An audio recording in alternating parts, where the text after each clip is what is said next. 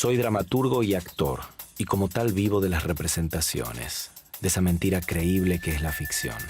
Será por esa razón que me seducen las arquitecturas tan reales. Diseño, ciudades, estilos, historia. Carmen Córdoba sabía leer los paisajes, tanto que en cada una de sus construcciones se aliaba con la naturaleza y hacía que el cemento fuera una porción más de la geografía. Desde un cementerio hasta un edificio urbano, detrás de cada diseño había una poética. Una poética rioplatense. Una poética rioplatense moderna. Arquitectas argentinas. Mujeres que hablan a través de sus obras.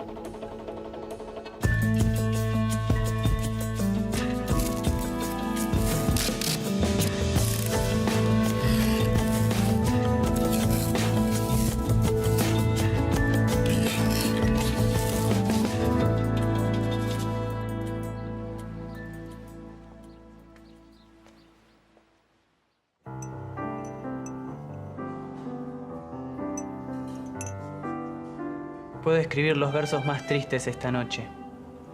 Escribir, por ejemplo, la noche está estrellada y tiritan azules los astros a lo lejos. El chico que está de espaldas es Ernesto Guevara, mucho tiempo antes de que fuera el Che. A veces ella también me quiso. Las noches como Y la esta, chica entre mis es Carmen brazos. Córdoba, un tiempo antes de saber que iba a convertirse en arquitecta.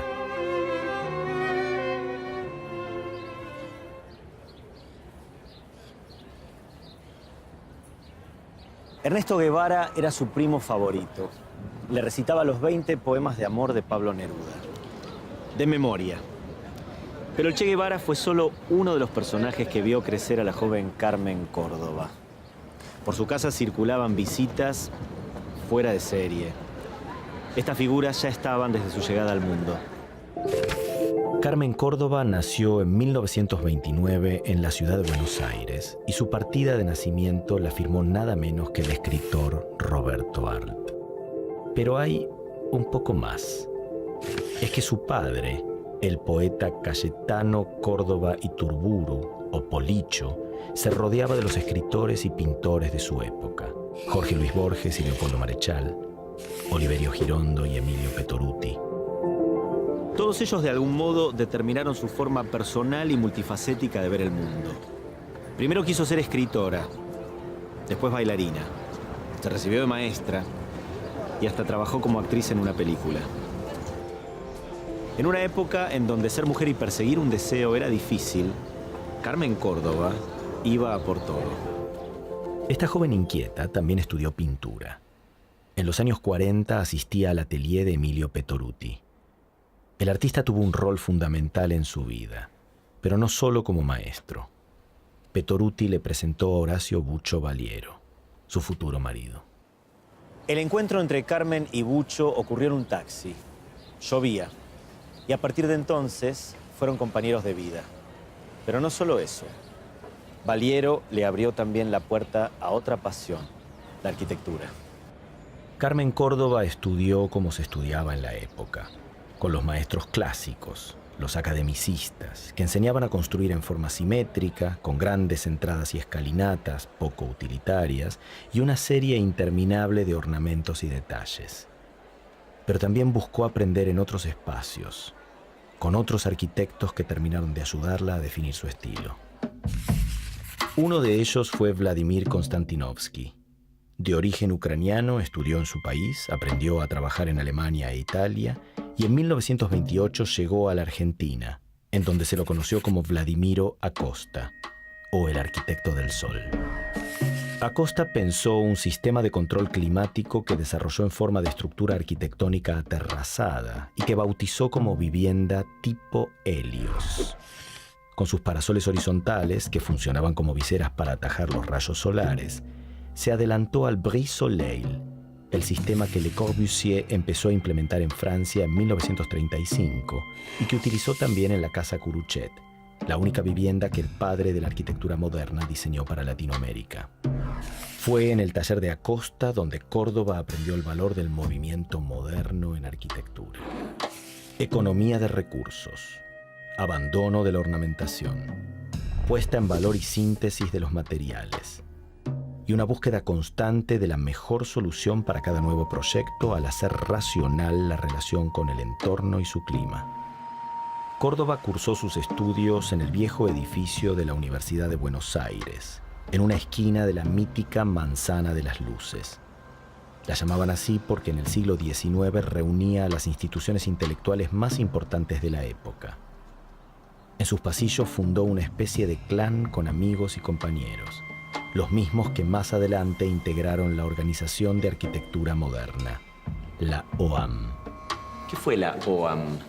Bueno, el grupo Organización Arquitectura Moderna es un grupo cerrado de élite que transforma, se ocupa de transformar, reflexionar, discutir fuertemente las referencias de las vanguardias estéticas modernistas europeas, las figuras de Mies van der Rohe, Le Corbusier, la Bauhaus, en un momento en el cual en la Argentina empiezan a ingresar los libros de todos estos arquitectos con sus obras, y en un momento además donde hay un Estado desarrollador, pero que no tiene la bandera del modernismo. Entonces, su función no es tanto la de producir obras de arquitectura, sino la de producir el bagaje intelectual que va a ser la materialidad con la cual se va a enseñar arquitectura en los próximos años, hasta casi podríamos decir el presente.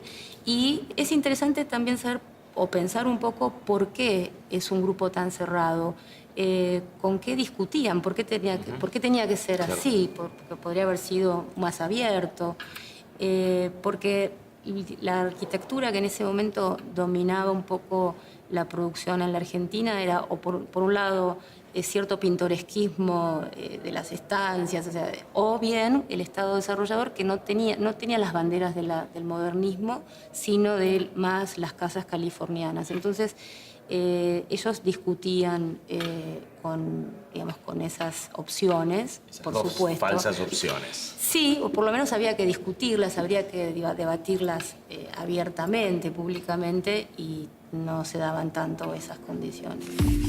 La OAM comenzó a tomar forma en 1948 y agrupó a muchos de los arquitectos y arquitectas que se convertirían en los profesionales más destacados de la segunda mitad del siglo XX.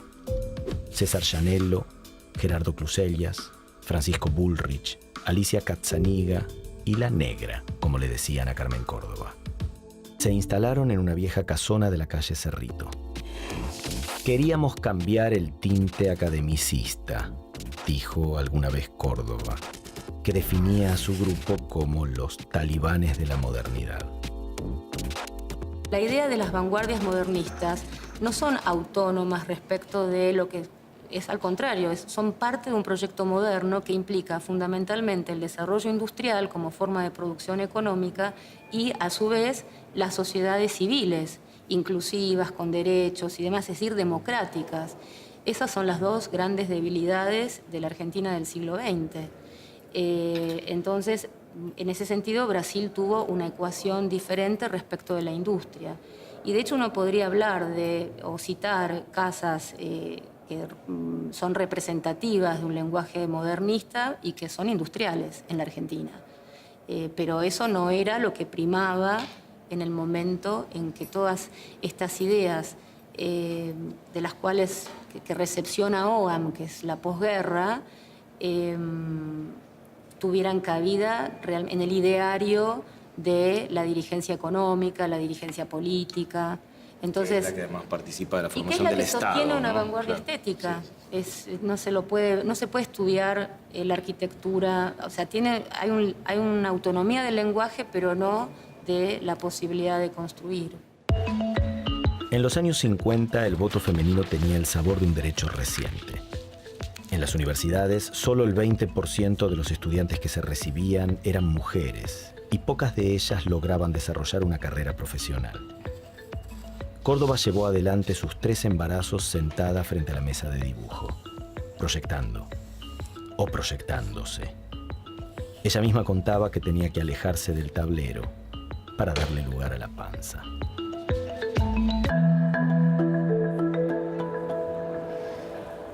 Córdoba se manifestaba en contra de cualquier tipo de etiquetas. Esto también le pasaba en su profesión. Prefería pensar en una arquitectura sin fórmulas y en vez de aplicar recetas conocidas, buscaba soluciones particulares y funcionales para cada proyecto. Era una creativa que seguía de lejos el trabajo de otros creativos.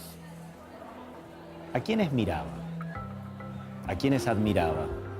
Desde Buenos Aires, Córdoba observaba las casas con patio de Marcel Breuer, alumno de la Bauhaus, la emblemática escuela de diseño y arquitectura alemana, o las obras de Richard Neutra, arquitecto moderno del Medio Oeste norteamericano, la Maison Carrée del finlandés Alvar Aalto, la casa de vidrio de Pierre Chagot y las casas suspendidas de Paul Nelson. Córdoba miraba a todos esos maestros que se preocupaban por la austeridad de las formas y la articulación entre arquitectura y paisaje. Pero su mayor admiración la despertaba el suizo Max Bill, escultor, pintor, diseñador y, por supuesto, arquitecto. Bill proponía definir por su funcionalidad, desde un objeto cualquiera a una ciudad. Era muy importante que un edificio y también un reloj sirvieran para aquello por lo que fueron creados. Bill agregaba otro ingrediente que no debía faltar en los diseños: la belleza.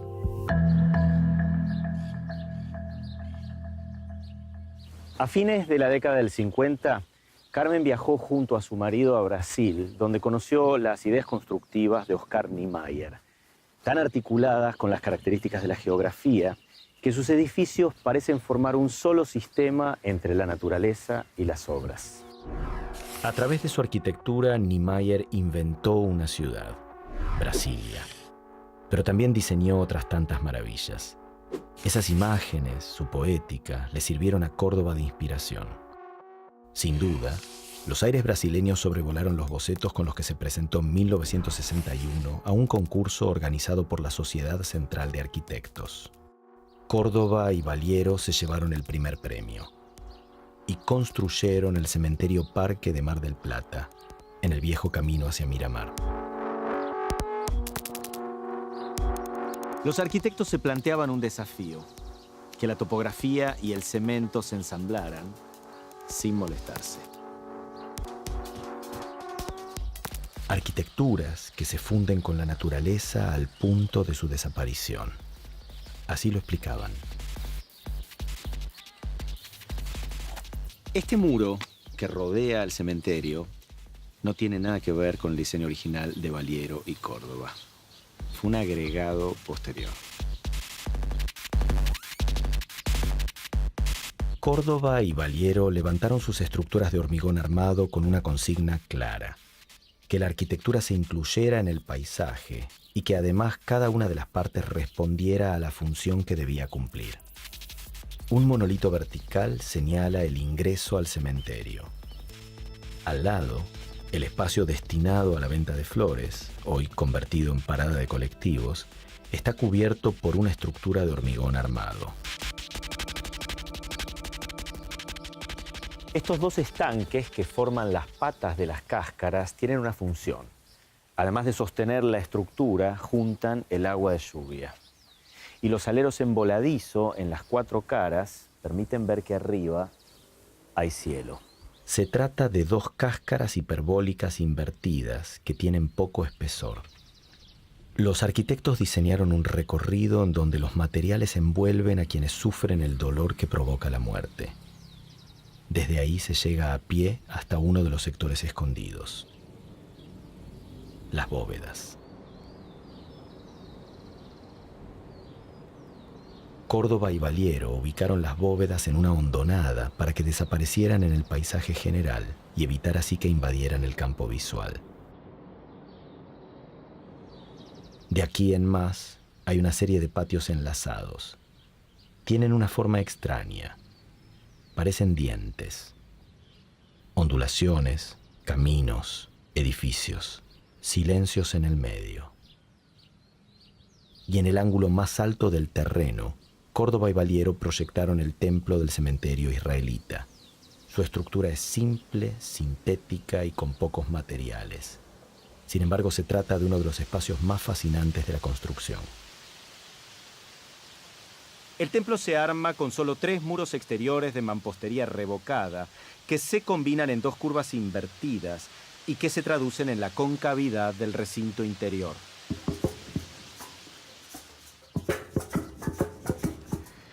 Al extenderse los muros en forma paralela, aparecen las 2 aberturas principales. No es un agujero realizado en la pared, es un vacío.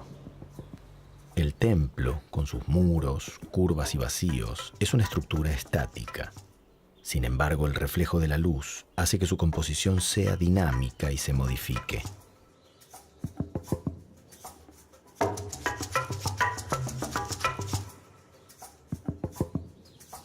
El proyecto del cementerio quedó trunco cuando en 1966 la mano del gobierno de facto de Juan Carlos Onganía impidió que se terminara la construcción. O más bien, ordenó que la terminaran otros. Pero no logró romper su concepto arquitectónico. Cuando se habla de intervención de un paisaje a gran escala, el cementerio de Mar del Plata es, sin duda, uno de los ejemplos más importantes de la modernidad rioplatense. Pero las inquietudes de la dupla Córdoba-Valiero cruzaron fronteras. En otro país y en otra geografía, insistieron con esta idea de ensamblar arquitectura y topografía. En 1964 ganaron el concurso nacional para el Colegio Mayor Nuestra Señora de Luján, una residencia para estudiantes argentinos de la ciudad universitaria de Madrid, España. Pensaban construirlo con revoque blanco y techo de chapa. Pero al llegar y encontrarse con la realidad, cambiaron de idea. Madrid necesitaba materiales que soportaran grandes cambios de temperatura. El edificio mutó así del blanco al ladrillo envolvente. La modificación tenía un sentido. Respondía a las características climáticas del lugar. La residencia ocupa 5.500 metros cuadrados de superficie cubierta en un espacio abierto de 7.500. Su estructura se compone de 5 pisos en forma de olla que acompañan los desniveles de la zona. Se terminó de construir en 1971.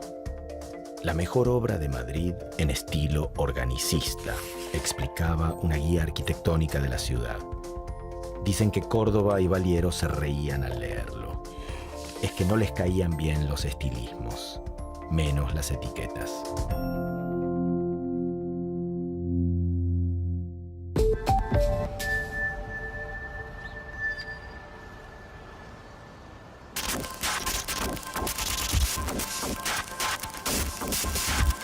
Barrio de Belgrano en la capital federal, calle Montañeses.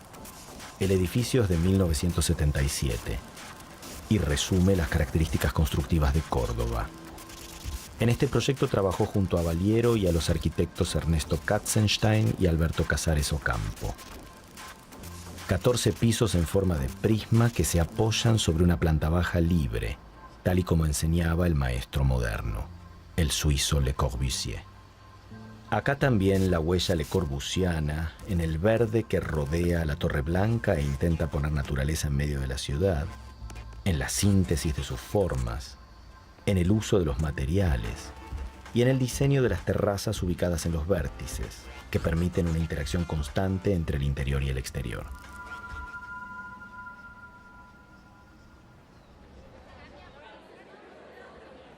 Para Córdoba, diseñar, construir, era como respirar, imprescindible para seguir viviendo. Había otra Córdoba, atravesada por otro tipo de construcciones, que se dedicó a enseñar toda su vida, con algunas interrupciones.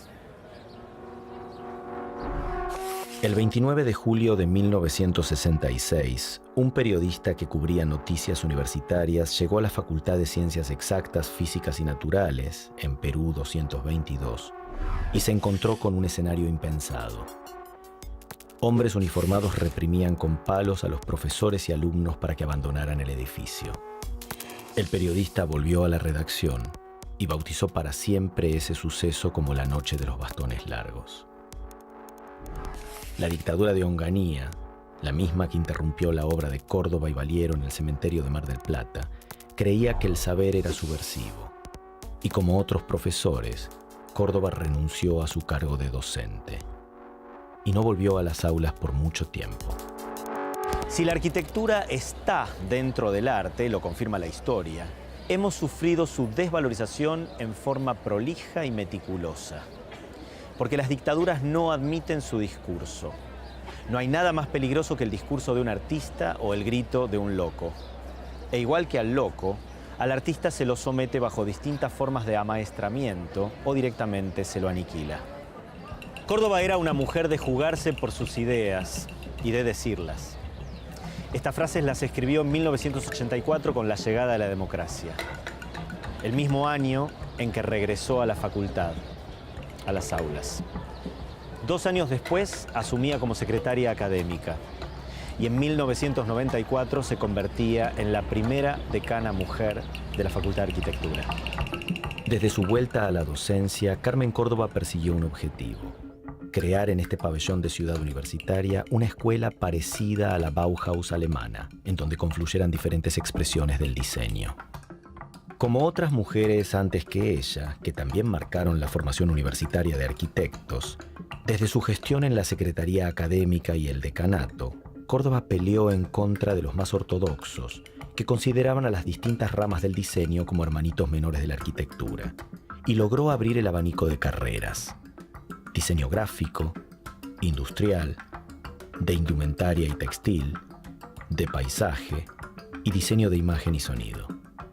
Tenía en mente una Bauhaus rioplatense. La FAU, la Facultad de Arquitectura y Urbanismo, se convirtió así en la FADU, Facultad de Arquitectura, Diseño y Urbanismo. La D le pertenece. Lleva la firma de Carmen Córdoba.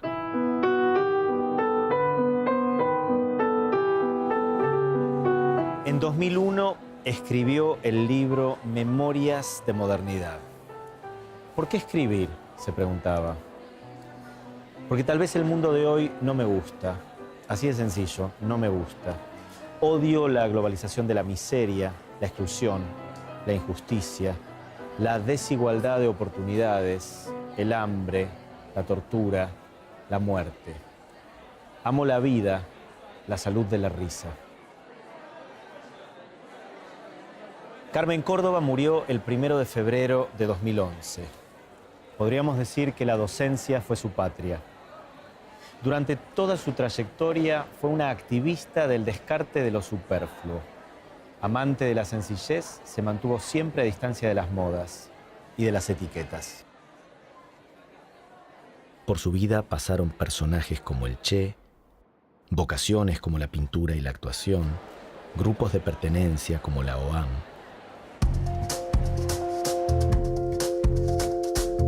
Cada uno de esos mosaicos, incluida su maternidad en medio de bocetos, son parte de la arquitectura de una mujer nueva. La coherencia. Ese era su estilo.